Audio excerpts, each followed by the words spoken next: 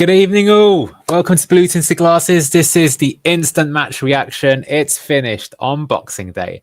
Liverpool 3, Leicester City 1. Maybe a bit of a better result than some of us were expecting, but not the one that we were hoping for. I am joined by the lads. What a great panel we've got on tonight. We've got everyone's favourite Aussie. It's Luke, Leicester City Down Under. I'll pass over to him in a second. We're joined by the main man. It's Manny. Man who's got the best insight in the game, and he's just dropped out, but I'm hoping that Neil from Beyond the 90 will pop back in with a substitute performance soon. Thank you everyone for joining us today. We're going to go through everything. Please get in your comments. We really want to hear from you. What did you think? And because it's the first time that I've seen you since our Christmas special yesterday, I hope you all had a fantastic Christmas. You got to eat lots of nice food and you got all the presents that you wanted to. So, without any further ado, let's get into the instant reaction. 3-1 it finished. Here were the stats. Actually, I think in the end, Liverpool had higher actually in this, or something like 2.2. 3.1, 20 shots. We only had the 4. It was pretty one-sided, a lot more possession. I think the scarier thing is this: in the second half, our XG was 0. We had 0 shots, 0 big chances. I think that's a little bit depressing. I'll ask the panel a little bit about that in a second, as Liverpool easily saw the game out.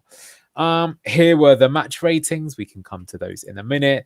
I think the momentum tells a lot about the game as well, that we got a goal here, but then other than that, it was pretty one-sided throughout most of the game.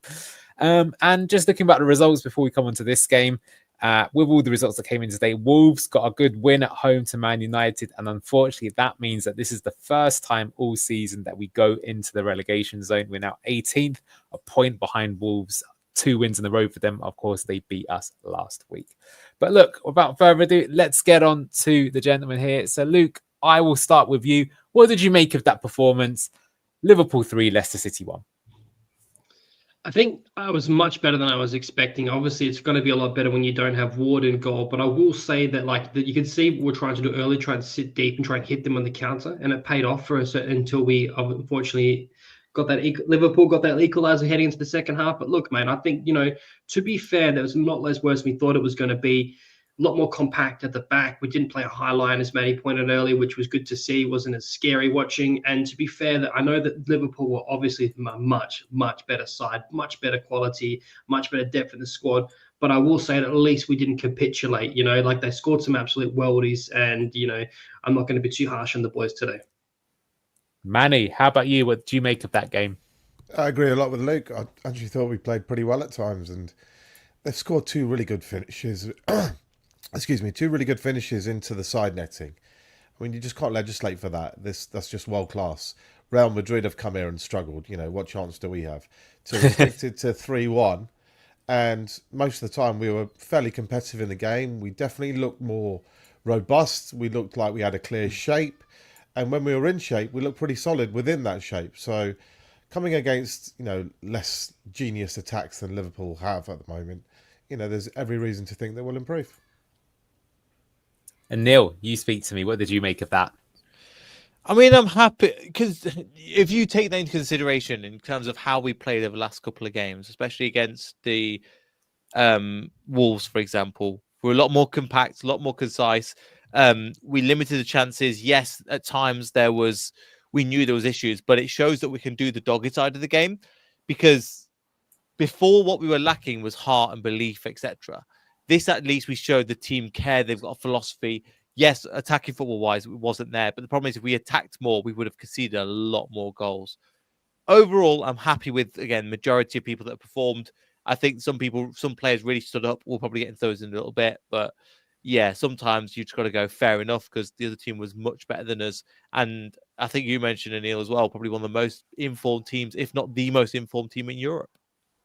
Yeah, do you think, though, that maybe we've been a bit too defeatist here with our approach, or maybe not even been critical enough? I know how hypocritical that sounds coming from me, who's sort of given up on the season already, but here's from Locks. Goes, I know you lads are relatively content with the scoreline performance, but I am really frustrated with it.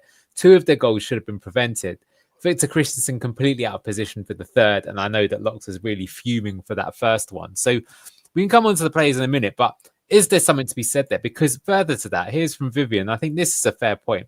The second half was a lot more worrying. They were just so lifeless out there. No creativity or passion. And, what I would say to that is that let's be honest, that was game over at 47 minutes. Which is that not somewhat disappointing? That as soon as it went through that, it was game over. Right? We literally hadn't had a single shot on goal the entire half. Even if Daka does not make an air shot and connects with it, right? We've literally made one opportunity in the entire half. Now, I get it. Real Madrid have literally lost to Liverpool at Anfield. If you push up a lot, you're just going to open yourself up more and you're going to concede more. And so maybe you just accept that, like, we were in it up until 47 minutes, then the game was over and we actually did have a chance to get something. Or are we just, like I say, we've drunk too much alcohol yesterday and we're not seeing the game for what it is, and it's another worrying performance. I'm going to go to Manny for this one. What do you make of that statement? I think it was a good game. What can I tell you? I think we played well. If anything, it was an aggressive lineup that we started with. We thought we'd rest more players. And we did improve. That was much better than Wolves. That was better than Newcastle away. This is a team that is top of the Premier League, top of the Champions League. Even to only lose by 2 goals is better than par, I would argue. And there's not going to be many teams that get a result here. So what do you expect of the guys? We've got to be realistic in our expectations. And individually, I thought a lot of individual performances were better. The keeper had a good game. JJ had an improved game. Cody and Vestergaard had an improved game. I didn't say they had a brilliant game, but it was improved. Largely, Victor did a decent job with Mo until the end. Some issues in central midfield that we'll probably get to at some point. But even Daka worked hard. Ayew did his usual, getting fouls, scored a goal. Mavididi did his higher work rate than usual. Much improved. And Neil, what do you make to this? How did we play well? It was a training exercise, attack versus defense. I mean, the way to look at it is, I'll be interested if we get the stats up from the Wolves game, how many attacks they had and how many statistics we lot as well. It was, considering we had the 3-0 drumming that they had against Wolves, and coming up against, again, one of the best, Mo Salah's again, one of the most informed players, one of the best informed teams. The fact that we went about it in that way, I'm just happy because, again, was it going to define our season? No. To be honest, it was kind of a write-off of a game. But we've got positive signs that we can build on going into the next part of the season. And that, for me, is exciting.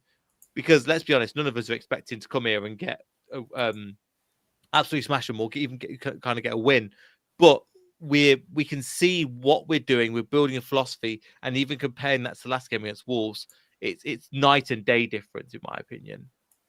Well, yeah, look, I'll say that. Sorry, before I go to you, I would say, from my opinion, is that yeah, look, I think a lot of the chat, I can see what they're saying. That, like, especially when we went down and we made some basic mistakes. But I think that was so much better than I expected. I just thought we'd get absolutely twatted and it'd be like an embarrassing display. The fact that we actually had something to cheer about, they were actually pretty good. We had a game plan and it was working for a bit. That was a lot more than what I expected. And yeah, look, I know it's a bit depressing. We used to be the Leicester City that were competing near the top end of the Premier League and we had something to shout about. But this is where we are right now. So I think that's what he's all saying. Here's from Tito Blue, maybe the most positive thing. If they play like that and defend like that against the rest and manage to make a couple of signings in January, we should stay up. Don't know if we should, but we might stay up. But I tell you what, let's start going through the players. But I tell you what, let's start with Ruud. So I'll start with you, Neil, with Ruud van. No, start with you, Luke. Actually, Ruud van Nistelrooy. Overall, what did you make of his performance, considering his team selection and his substitute, and of course his tactical game plan? Okay, let's talk. Okay, good. I'm screaming to talk about this. Ruud van Nistelrooy. Now, we haven't talked about this. Now, we've just brought in he hasn't brought much staff in now. We've just brought in Brian Barry Murphy, okay, who was the youth, under basically the successor to Enzo Maresca with the youth academy at Man City, which is renowned for developing monsters. Now, he's brought him in for his first game, and we're heading into the January transfer window, which is going to be crucial. So he's going to have more staff, and Neil talks about a philosophy which we need to go back to, which the foundations were laid upon Enzo Maresca of playing possession-based football, and we saw a lot of those intricate passing patterns in small brief moments in that game, which was good to see. So Ruud van Nistelrooy, what do I think? I want to judge him after about 5 to 6 games after the January transfer window, with the new staff coming in, potentially new players. Substitutes, what do I think? I think they were somewhat questionable, you could argue, but at the same time, we don't have the depth there, and he doesn't have much options, particularly of the amount of games in the short space of time we've got coming up. So I think that I'm not going to go in on him.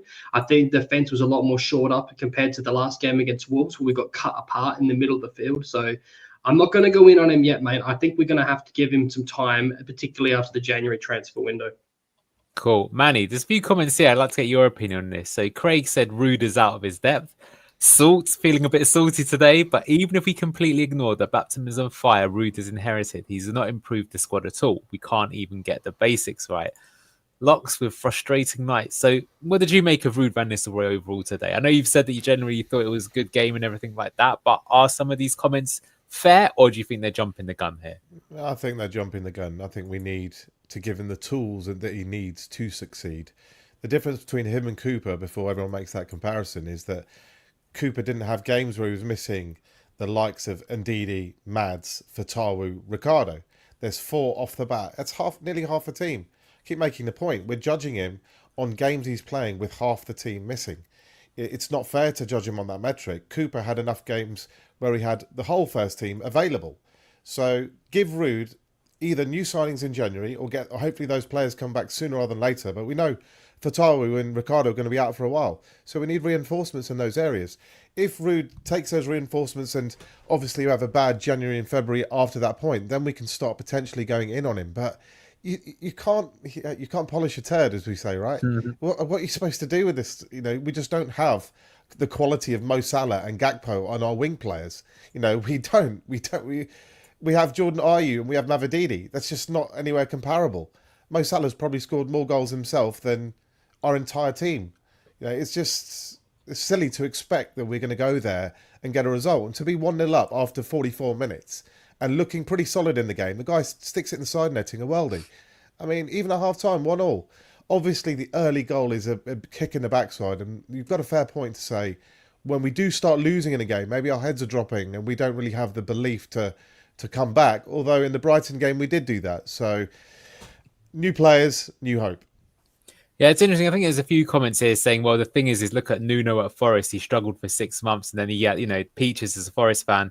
Then, Forest, they had some great signings in the pre-season. That's made a massive difference. And, Ruud hasn't had that. He's not been able to sign any of his players. I mean, so I get what you're saying, but that's the thing. It's like you're coming in, like I say, to a baptism of fire. You've got almost no time to work with the team. You haven't got any of your own players. Some of the key men are missing, including Hermansen, who's probably our best player. So anyway, we'll come to that in a moment. So, I'm going to start going through the players.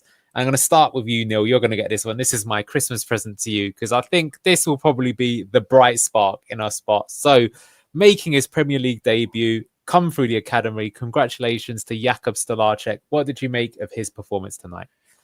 I think before we get into the actual performance, I think we're all on the same page.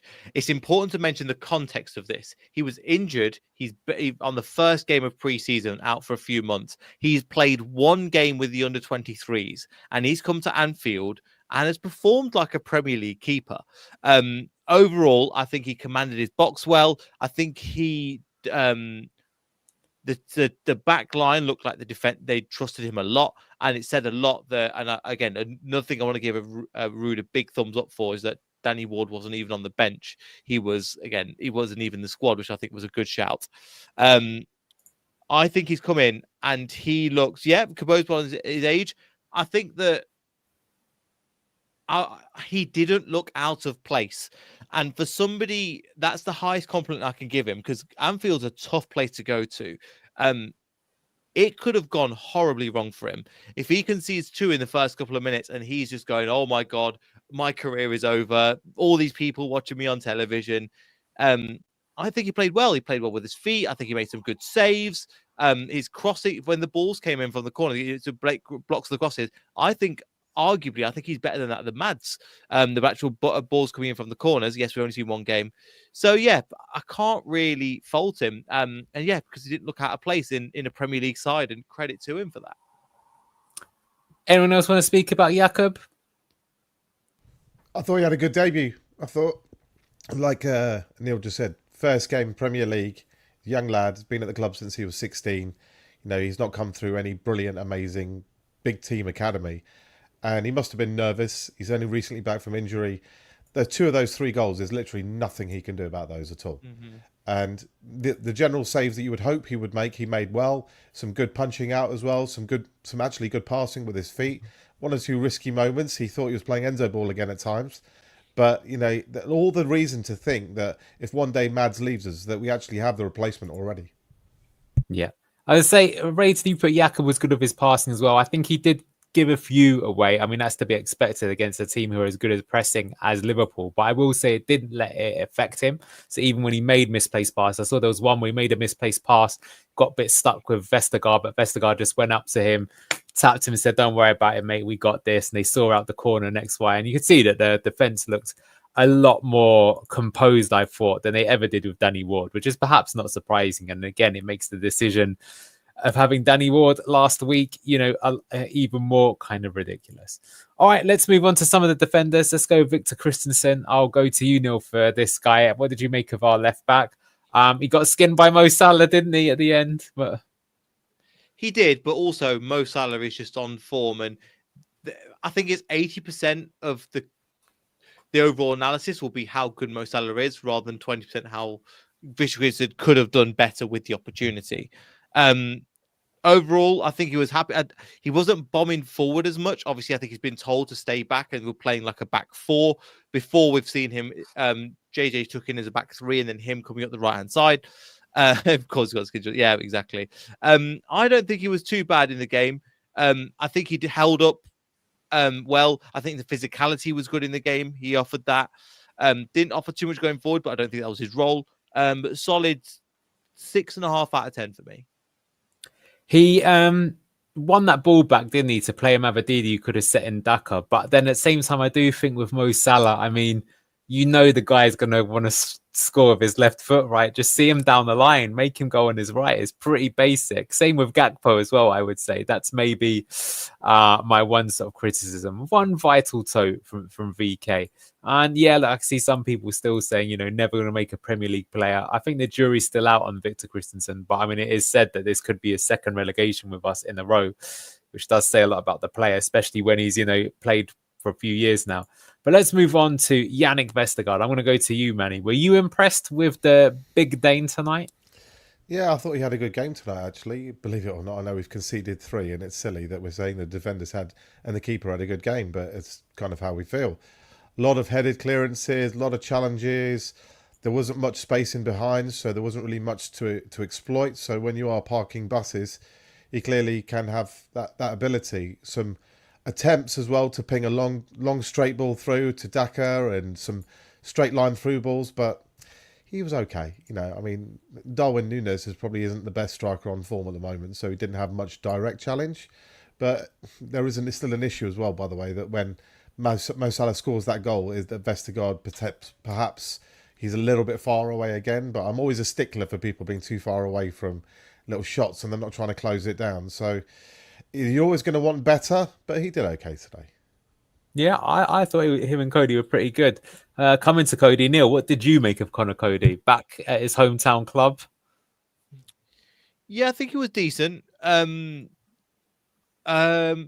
notice it again. His body on the line, his defending was good. Could have done better, but at the same time, you're coming up against obviously Núñez, Salah, and Gakpo as well. Again, I'd give him a 6.5 out of 10 overall. Didn't notice him too much, but again, he did what he needed to do when called upon. Oh, Richard saying he thought Cody was shit. So I'll be interested to see why you thought that. I think he was pretty good, to be honest with you. Yeah, it says here 23 crosses in the first half. Him and Cody, that's Vestergaard and Cody, dealt with them well.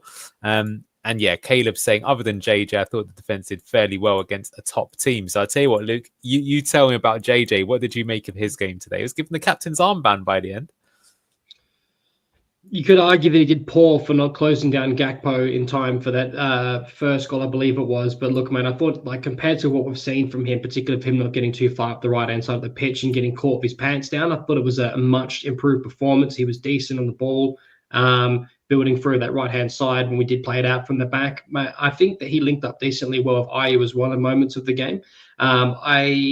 I'm not going to slate him too much this week. I think that his confidence is on the floor, and I think compared to the last few games, he's been much better. Do I think he played well?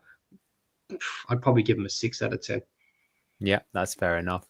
Okay, going to move on to the return of Harry Winks. Well, this was an interesting one. I think it's an interesting one for both our double pivots. So I can see Manny's face absolutely light up when Harry Winks comes on screen. So I'm going to give him to you. What did you make of Harry Winks? I knew you were going to give this to me, but this is always been my issue with Harry Winks. I'm not the biggest Harry Winks lover because of a couple of situations we saw today. When he gets the ball and there's no pressing on him or no immediate pressing on him, he's got time. He's got time to look. He's got time to think. He's got time to see. And he's capable of then making a high quality pass.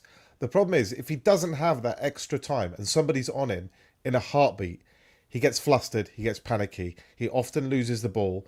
He doesn't have any kind of recovery pace or attempt to be able to physically hold the player back or chase back. And we inevitably concede. If often it leads to a shot on goal.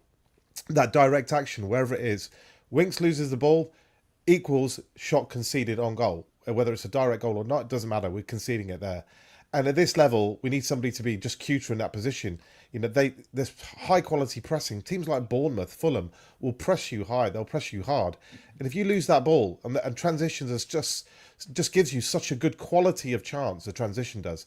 It's worth like 3 regular possession chances because the other team is out of shape and you can go 3-on-3 or 3-on-2. So my worry with Winks is you lose that ball, you're in problem. And also the other thing with Winks is he's always looking to be into space to receive the ball. So he's trying to find a pocket of space to receive the ball. The problem is if he doesn't receive the ball and we lose the ball or the opposition are attacking you, you get caught out of position defensively. And that JJ shot today, he's out of position defensively and he's not got the instinct to try and hunt down on the player. That's not his way. So I have my issues ultimately where how far Harry Winks is going to get you. Yeah, I think that's really fair. How many tackles did Winks win? He had 4 duels, won 2 of them, but he lost possession 8 times, which is what Manny's kind of alluding to. But I think this is fair from Agent State that against weaker teams, he'll be class. I mean, I think it's true. I definitely agree that Winks is definitely when he's put under pressure by these top quality teams. But I mean, there's a reason why those sort of top CDMs that can handle themselves under pressure go for so much money in the modern game. It's a very, very difficult job to do.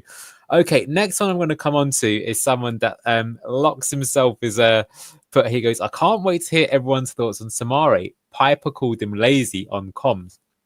I think for him, it was definitely a game of 2 halves. He had one half, I think the first half he was pretty good, but second half I think he was a little bit absent. He made some poor passes. I remember one when we were playing out and he just completely gave the ball away and Mo Salah almost got in and we were just laughing at sort of like how poor that was in transition. I could also say that for that second goal, and this is 2 weeks in a row that maybe he's been guilty of doing this. He doesn't really track Jones back enough, who gets the run on him. And he maybe could have dealt with it a bit easier. Yeah, it could be a bit harsh for that. It's just a bit frustrating because I feel like Soumar, there's definitely elements where he looks really good, but I haven't yet seen, I would say, like a full 90-minute performance from him. But we'll see. I think it's good. Soumar and Winks were superb first half, but second half he tired and he didn't protect the defense enough. That's Winks, while Booba stopped tracking runners again. Exactly. Indeed, he has to start when he's fit. And I think, Neil, you're just bringing up some stats for me, so maybe you can bring them up. So here we go. Boubakary Soumar, 44 touches, 24 out of 31 accurate passes. I mean, that's poor for a pivot, I would say. 77%. 2 out of 5 ground duels won. 1 is aerial duel, 1 clearance, 1 block, 3 interceptions, 1 tackle. Everything about the passing, but Liverpool's that sort of team that's going to do that to you with the passing. So there you go, Craig. There's your stats on the passing. Anyone else? What did you think of Soumar? I think to get the best out of this is a shame, right? I think to get the best out of Soumar and Winks, you have to have Wilfred Ndidi and playing alongside him because he's going to be the one that wins the tackles. Soumar is going to be the one that's going to have that physicality to have those progressive ball carries further up the pitch. And then Winks is going to be the one where, against, as mentioned earlier, the lesser teams, that he's going to be really, really good on the ball. I think Manny is a bit harsh on Winks, to be honest with you, because I know it was the championship, but I thought under pressure in the championship, he always seemed to have that extra second and scan the pitch. So I think that he was poor today. Don't get me wrong, I agree. But with that comment, I think that it was a little harsh. But I think to get the best out of both, with Ricardo injured, you need Ndidi playing inside him. Then it becomes a question of who's going to get that spot.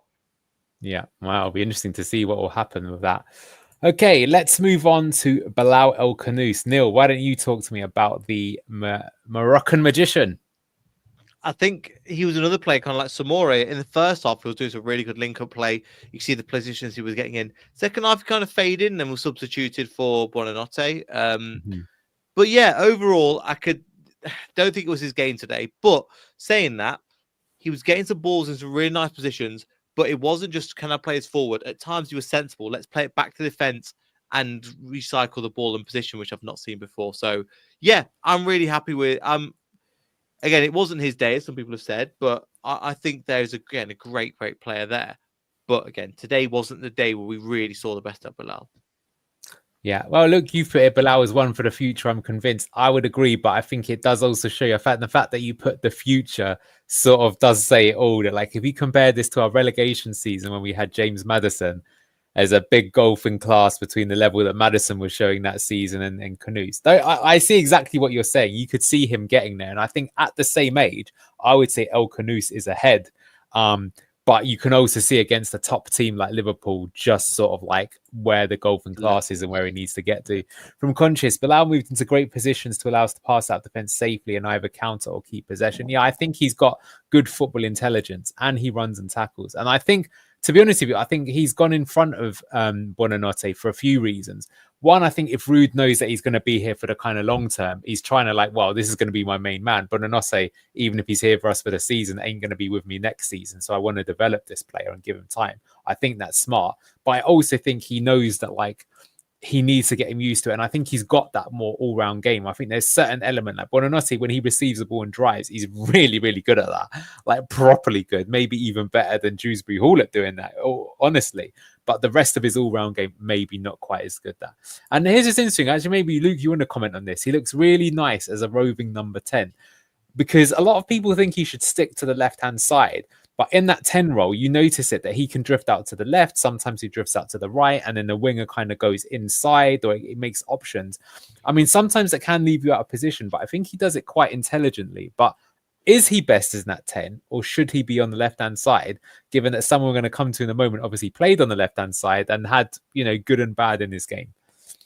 I think that he's better off as a 10, and I'll explain why. Because one reason I say he's one for the future is I think that he's quite intelligent. I just think that the reason why I say for the future, and it's good that he's getting these minutes in the Premier League, is we all know the Premier League is absolutely brutal with pace and transition. So the more experience he has, because he's around the pitch so much, I think the better he's going to be at the right place at the right time, if you know what I mean. So I think that because his overall compass of the game, in my opinion, is more expansive than Buonanotte. Like you said, Buonanotte is really good at his ball carries, possibly better than Dewsbury Hall taking his man on, whereas Bilal El Khannouss scans the pitch, he picks his passes, he gives and goes, he tracks back, he tackles. So I genuinely do believe he's the all-round more intelligent player. He might not have let's say in 4 years' time, if you were to put them up against one another in like highlights, you could say that Buonanotte's might look more exciting, but I think overall Bilal gives you more, and that's just my personal opinion from what I see. Yep, interesting. Okay. Let's move on to, there's going to be a lot of comments about this, Steffi Mavididi. So I think everyone's going to want their say, and I'm going to bring out some of the comments on this. So Kate, who was at the game, she said, "Hi guys, Booba was poor today, but Mavididi was her man of the match." Then you've got Locks. Some people say I have a massive agenda against Soumar, although I think I also have one against Mavididi because he was really frustrated with his pass at the start of the end of the first half, which kind of led to the second goal. Some comments here. Not sure how, but Mavididi was somehow the best and worst player today. I genuinely believe he cost us 2 points. A terrible win to Daka and losing the ball before the equaliser cost us. From Caleb, Mavididi is a coin toss when he goes forward. Either he megs someone or just gives the ball away. That's fair enough. Mavididi shocking, says someone. Joe Smith, Mavididi would be dangerous if he had half a football brain or is losing concentration thinking about a chess game. His final third passing was horrible. Mavididi is pants, and Raya said man of the match is outrageous. And Bragsy's not here today, but Mavididi better than Barnes. God, there's so much. He's literally the most Marmite player. There's so many different comments about Mavididi good and bad. So I think everyone's going to have their say on it. Manny, I'll start with you. What did you make of Steffi Mavididi today? I thought he had a good game. I don't know what the haters are on about today. I thought his work rate was much better. He linked up with Victor better. He actually took a fullback on the outside. By the way, he did Trent Alexander-Arnold, soon to be Real Madrid right back, on the outside and got the assist in for Jordan Ayew's goal. Yes, he did duff a fairly simple 5-yard ball to Daka, and that's what you get with Mavididi. You get the good and you get the bad. But if the alternative is the bad and the bad, which is what else have we got to play there? You know, maybe we can put Bilal there, of course, but that also has its issues. He's not a traditional winger. So what do you want to do? Do you want to have a bit of speed who can try and take someone out? I personally think that he should be trying to stretch the pitch wide more and trying to take his fullback on the outside. He loves a step over, but then too often, he hesitates. Don't hesitate. Just go for the fullback immediately for Tawu style. Zero hesitation. Go for him. And I think you could see, you know, him beating other fullbacks on the outside and getting into more dangerous positions. But yes, we need to see less of those clinical few chances that we get, that key pass that needs to be made. It is a bit too off, and his shooting is a bit too off. But there is those signs of magic in there, which always make me think that unless there's somebody clearly better to take the position, I'd stick with him. Interesting. I say, well, guys, there's over 200 people that have joined us tonight. Would love it if you could like the stream and also subscribe to the channel if you haven't already. Also subscribe to Leicester City Down Under and Neil at Beyond the 90. But it would really help us with the algorithm. That can be your Christmas present to us. Neil, you tell me, what did you make of Steffi Mavididi? Again, it's pretty funny here. There's so many comments here. People saying he was like, you know, more bad than good, and some people saying he's had a good game. Mavididi try and take on Trent without getting tackle challenge. Impossible, brackets. A lot to say here. So what did you make of Steffi Mavididi, Neil? It's really hard to try and A, the amount of comments that are coming in about it, B, not to try and cover what Manny's already said. I want to concentrate on something that Manny's not mentioned, and I think it's the defensive work. I think in this game, defensively he was pretty solid. Coming back, tackling, transitioning the ball, which is quite nice. Mavididi is such a strange one because he's coming up there's so many things for and against him, and I conflict him because it comes back to it. Is he a Premier League proven player? Is he a Premier League ready player? Because he's 20, he's going to be 28 this year. So he's coming into the prime of his career. And I'm really conflicted because there was elements that I think he did good in the game, let's be honest. And he's obviously for the assist, I thought he did really well. There's a ball he played into Daka, and Daka will get into Daka. He fluffed his lines completely, got it all wrong. Really good pass. Then at other times he was really frustrating where he should have gone wide. He should have played the pass as not meant trying to cover what Manny was saying, where he didn't play the right thing at the right time. And I think that's what people get frustrated at it. Not that he's a bad player, but he's just making these he's just making these situations worse where they don't need to be. Now, he wants it. He's hungry. And going forward, do I see him as the sole left winger? Like, for example, we come into summer, I think we get another one to try and push him for his place and have like competition for spaces.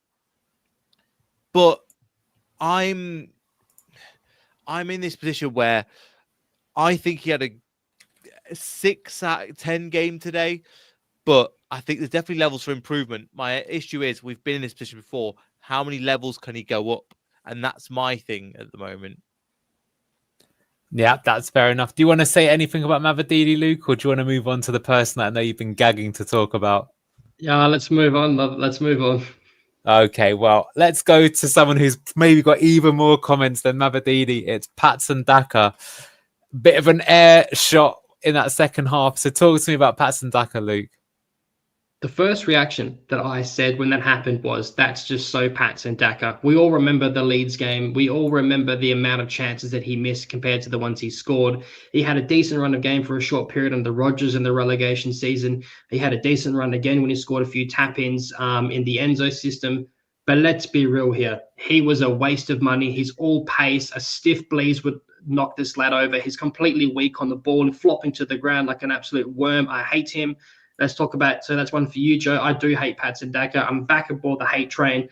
He is absolute garbage, League 2 standard. Like I said, no clinical finishing ability whatsoever. He can put the laces through it, and that's it. And you were right to point that out, Anil, when you go back and look at his highlights at the Farmers League team in the Austrian League, that all of them are just him just smashing it in and putting the laces through it. So all these ambience going, oh, he used to keep Erling Haaland out of the side.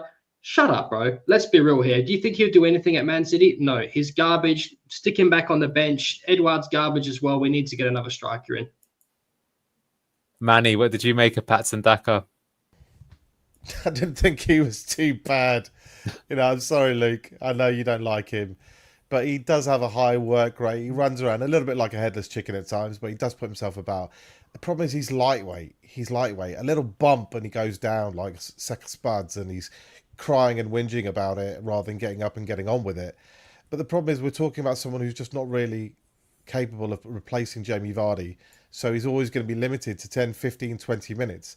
So you kind of want some different attributes of a 15, 20-minute striker than a 90-minute striker in a way. Is you need somebody who's quite quick. Actually, by the way, I don't even think he is that quick. I know everybody says Patson Daka's lightning. I've never seen anything lightning like Jamie Vardy used to be. Never anything like that. He's mobile. I wouldn't go say he had electric pace, though. So if we can find somebody with electric pace, then yeah, that's an area we can improve on. But I don't think he's the absolute worst. And that goal he scored the other day, but that goal he scored the other day against West Ham, wasn't it? I mean, that shows that he's got legs, he can run into space. Right, he might have had a bit of a swing at it and it happened to luckily get in the top corner, but that's what you get. 1 minute you swing, it goes on the top corner. Next minute you swing, you duff it, and we're all laughing. Yeah, I've got to say for me, Patson Daka, I don't think he's good enough for the Premier League, not with his touch. Like he can press, he is pretty quick, but it's like having that, getting into positions but not doing anything with it is a major flaw. For the money spent, he's been now at the club quite a long time. I think 4 seasons or something like that. He really hasn't developed these. I mean, it says a lot that old man Vardy just shows him just how much better he is, even without the pace. And Hugh, I think he's right to say he wasn't good enough for the Championship. He had like a nice little spell, but I don't know. It's difficult to say. Neil, you got anything to say about Patson Daka? Not that's already been said. No, not really, because how many years has been there now? It feels like it's been there a while. What, 3-4 years? And his contract's coming up in the next couple of years. I think he signed in 2022. So 2021. So again, he's been here 4 years. He's never really hit the heights. We were so excited, but again, that's the problem. Is he's unlike Vardy. Vardy's got different types of goals he can score. It feels like at this stage, Patson Daka's only got one, which is give it him, put your laces through it. That finish should have, if you give it to a Tom Cannon, I think Tom Cannon gets that on target at a bare minimum. And I think that if you give him the right opportunities, he's great. But that opportunity was quite a simple one, in my opinion. The ball was good for him. And I don't know if Ruud can coach that kind of technicality, because we've seen some great play from him before. I'm not convinced going forward, but hey, if he keeps us up at the end of the day, best of luck to him, because again, if he keeps us up with a couple of goals, I'm happy. Yeah. I tell you what, how about Jordan Ayew? You can take this one, Neil. I think good game today. I was the one saying at the beginning, if you watch the beginning of the stream, this is the kind of game that I think he'd be better at, but I didn't think he'd be scoring the goal. I thought he'd be more backing up JJ. I think that was his role for the majority of the game. Got a yellow card when he probably shouldn't have, but worked his socks off for the team. Allowed Jamie Justin to kind of play alongside him. Double backed a lot, which I thought was good. And then again, took his finish really well. So credit to him. Yes, it came off a deflection, but getting the right spaces and finishing the goal, I'm happy for him overall. So yeah, for Leicester City's perspective, from Aye's perspective, I thought was good. I think 60 minutes is his substitution time. That's one thing. Anything more than that is he ends up blowing, basically. Yeah, some good comments here. Ayew first move is to dive to the floor. Ayew misses too many inside passes when he holds the ball up because he's there to hold and win free kicks, but he was good today. Holds up the ball, wins free kicks, strong and tries his best. And I think you kind of summed this up, Neil, at the start of the game, that you said actually you thought this was the type of game for him. When you're going to have a game when you're going to be under the cosh and you just need to do hard work, win the challenges. He did his job, and look, he scored the goal, didn't he? Maybe he got a bit lucky with it, but he did it. And here we go. I think Caleb, you put it right here. I want to dislike Ayew, but he keeps proving himself, which is pretty much the opposite of Daka. Luke, I understand you've got to go. If you do, thank you for joining us. Remember to subscribe to the channel Leicester City Down Under. We will see you hopefully for the scouting report or some of the other shows that we do. Take care. Wait 1 second. Before I go, yeah, just to do you a favor, Wishing everyone a Merry Christmas and enjoy your holidays. But just to point out, thank you for tuning in. To like and subscribe to Blue Tinted Glasses. But easy Ollie, mate, coming in here of your Leeds fan background, giving it large. Give the knee. Your manager is a blacksmith from like a Skyrim game, and you're still in the championship where you belong. So give the knee, you bitch, because we absolutely scrubbed you. So sorry, mate. You'll be staying down there. We'll be staying up. Sorry, mate. Clip that bitch. See you later. There you go. That's legendary Luke. That's why he's here. For the rest of us, let's talk about then the subs overall. We did a little bit. I'll pass this over to you, Manny. I mean, like I say, so my sort of... Look, I would say we can be critical here. Let's say after 47 minutes, it was game over. And that fair play, maybe Rude just thought, okay, well, that is, it's game over now. We've got no more chance. I'm not going to go for it. But, you know, were you impressed by anyone that came on? Or was it really a bit of a waste of time, really, in terms of what we tried to do? It was like the second half against Wolves. The game felt dead and the players weren't really willing to take a risk to try and score a goal and risk conceding another one.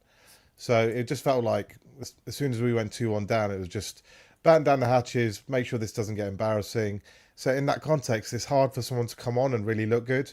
The team aren't really trying to achieve too much apart from not concede anymore. Skipp did 1 or 2 tackles that were okay. Cordova-Reid ran around a lot. Akoli didn't have much to do or didn't particularly stand out or do anything bad. But Anote, again, he's a head-down player versus a head-up player. But he has that dribbling ability that it's a little bit of X-factor about him. So he's the one who stands out on the bench that you think maybe we could find a bit more room for him in our starting 11. Can I ask you about Bonanote then? That's I think a really good point you've made there about him being a head down player, and I think that's why Rude does go for El Khannouss, because I think El Khannouss, he improves others around them and he can play them in. Bonanote is a bit selfish, but to be fair to Bonanote, he's shown that he has the individual quality, so he can kind of create something out of nowhere. So there's definitely a lot of potential there. Maybe even, like I said, I feel they're very different type of players. El Khannouss actually genuinely feels to me more like the Maddison replacement, even if he's not strictly a 10 in that he sees the game, right, and he can play it around. So is it right that we don't have them both in the team at the same time? Or do you think, is that something that we need to work on to get the best out of our chances of staying up? Because I've seen we're in the relegation 3 right now and it's looking a bit grim. I wonder if some of the players are actually feeling that, you know, that he's not passing to them perhaps early enough when he should do, or he's not staying in shape when he should do, or he's not playing defensively, he's not playing structurally enough. You know, Rude wants to work within a structure, a key structure, and he's a free spirit. He wants to go on a mazy, wavy run, beating 2-3 players, and then if he can't beat the 4th, then he'll look for a pass. You know, at times it's going to look brilliant, and he does have an instinct of getting in the box and a knack for a goal, so you always want that on your pitch. However, if the overall structure in the team unit is not performing as effectively, there's a case to say Bilal isn't such a drop-off in terms of quality. He's not that far behind. And there are different attributes that Bilal has, particularly the defensive robustness and discipline that Facundo doesn't have. So it's a style choice. You know, you can make a case for either, but we're trying to fit all of these parts in somehow. But ideally, you ends up being Buonanotte versus Bilal for that 10 spot. Yeah, I was disappointed. So you can have a head down player and a heads up player on the same team, plus heads down players tend to pass more to heads up players as opposed to ones they know won't do anything with the ball.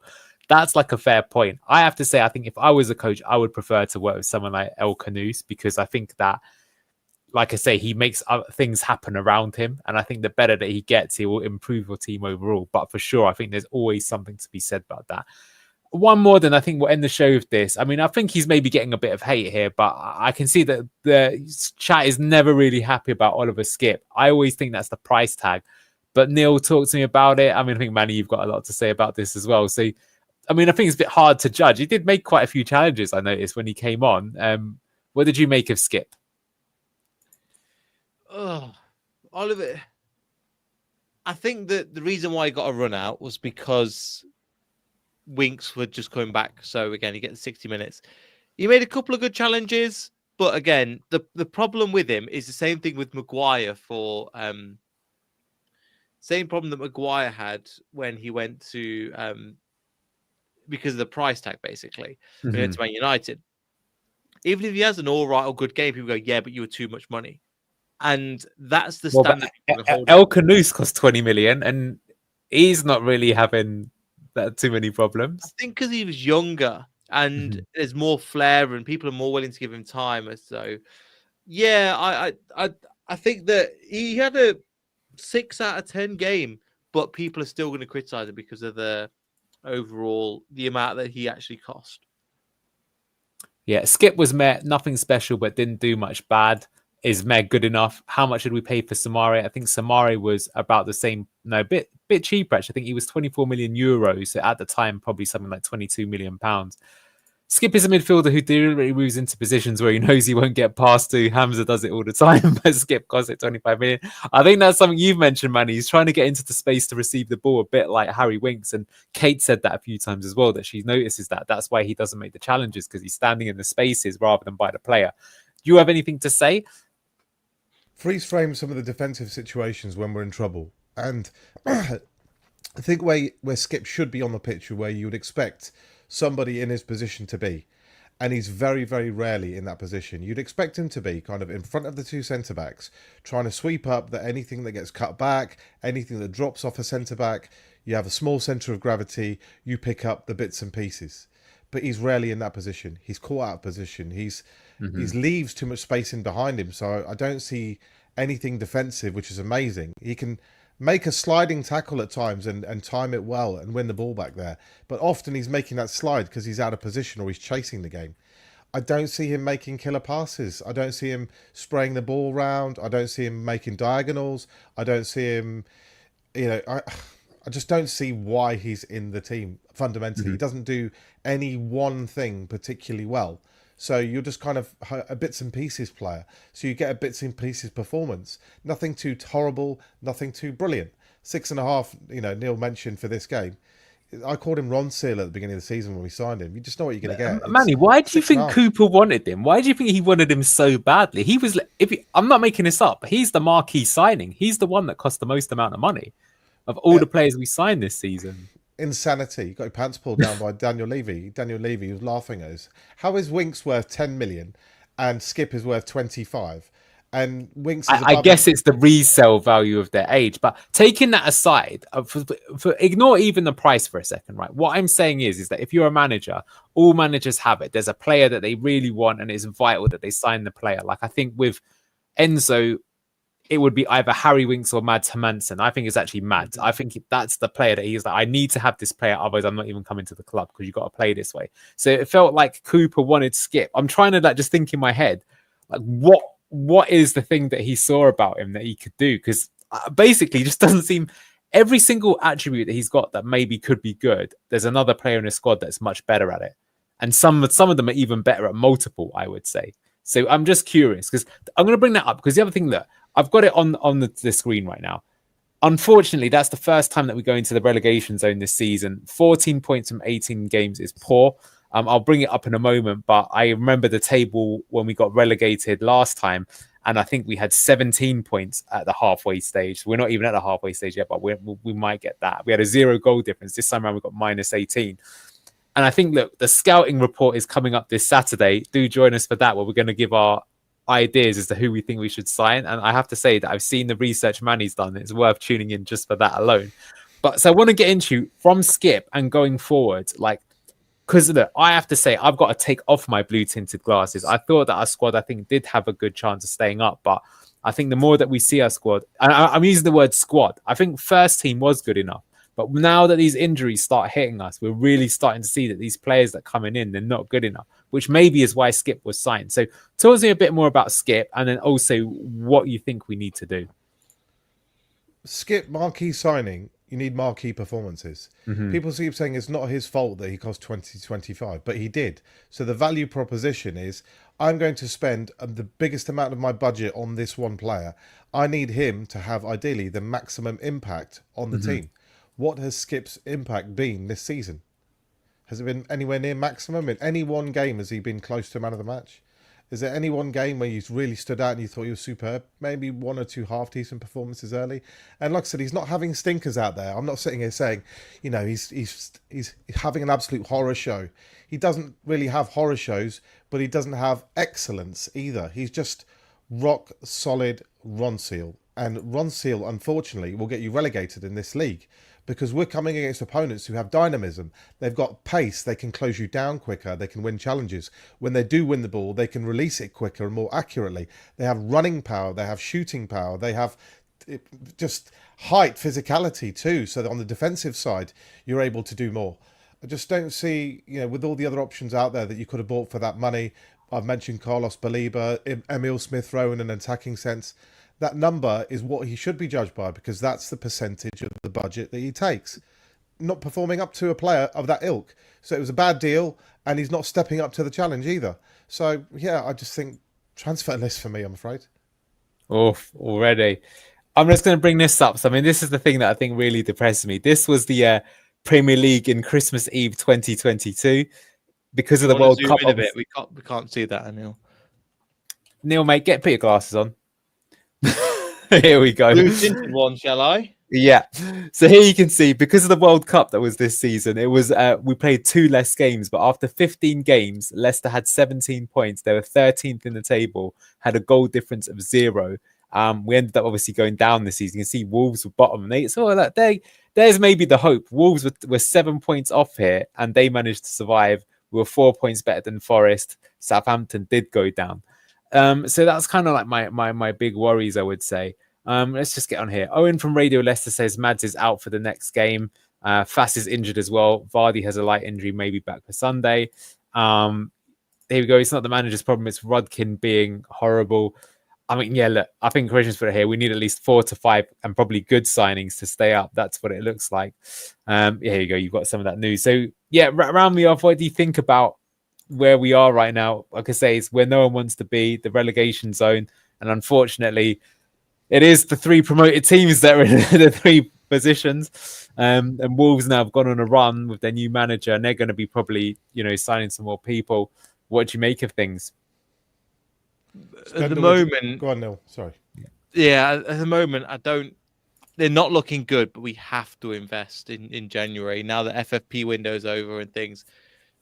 Listen, if we've got a good enough squad when people come back, but we can't rely on that. We have to get signings that are going to come in and hit the ground running, because until then, if we don't, I think we're more likely to get relegated than we are to stay up.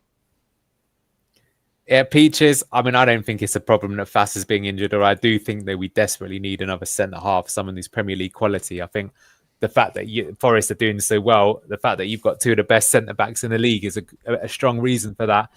Manny, what do you make of it? What do you make of our chances going forward? And what do you make of them? We were almost halfway through the season. And what do you think about the Man City game? Do we have a chance in that one? Yeah, that's a live game. I think we've got a decent chance in that one, believe it or not. I think if we put in the same kind of performance today as we do against Man City, that we won't lose that game. They're shocking again at the moment. They're there for the taking. We're at home. We've been apart from the Wolves game, we have had a few decent home performances recently. And January's around the corner, absolutely crucial. I keep saying it in the last week or 2. If we don't sign players, there's a more than 50-50 chance we'll go down. It's probably 60-40 that we'll go down at this stage. If we spend wisely in January and get the right type of players in, then I think we're 70-30 to stay up. So I don't think Wolves will actually spend too much, particularly with their recent boost. They'll probably think that maybe we have got enough to stay up, and they've been reluctant to spend money previously. Maybe they won't. But certainly we've seen last few matches conceding 10 goals, scoring 1. We're missing some key players like Wilf and Mads. Maybe some backups going to be needed in different places, particularly the right-hand side. But we spend the money, then this team, like I said, we get those players back. We look very, very different. And we will have enough to stay up if we spend that money properly. What do you think, Neil? No, I kind of want to echo what Manny says. I mean, I think we will, again, we have to spend that money on decent players. Otherwise, again, because this squad, the kit team that we've currently got fit isn't good enough to stay in the Premier League. Yeah, I think that conscious bit here, our squad isn't good enough. We're saying when people come back, that's the definition of the squad not being good enough. Took the words right out of my mouth. The first team might be, but the squad straight up isn't. I agree. And I think that's the big problem is that, we were all looking forward to seeing Fatau, how he would do in the Premier League. That's such a brutal miss. I dare say it was some of the other, like, if it was Winks, I think would be all right. If it was, I'm sorry to say this, if it was Mavididi, we might have been all right. But that was like the one electric player that I think we really, really needed. Just looking at the fixtures here, yeah, we got Man City next, then it's Villa away, then we got QPR in the cup, and then we've got an absolutely huge game against Crystal Palace at home. That's on the 15th of January. We might have some transfers in by that time. That, I think, is a huge game. But look, I'm going to leave it there. Thank you so much for joining us tonight, everyone on Blue Tinted Glasses. It was a pleasure. If I don't get to see you, make sure you have a really great new year. Hope you have a good one on New Year's Eve. Thank you to Manny for joining me, and Neil, as always, from Beyond the 90. Like the stream if you could. That would really mean a lot to us. What can we say? It's ended with a 3-1 loss to league leaders Liverpool. We were in the game for a fair decent amount. Well, 47 minutes, and then it was game over, and it was pretty one-sided. I think overall, not the worst performance, but not what we wanted. No late Christmas presents for us. Thank you so much, everyone. Take care, and we'll see you next time on Blue Tinted Glasses. Good night.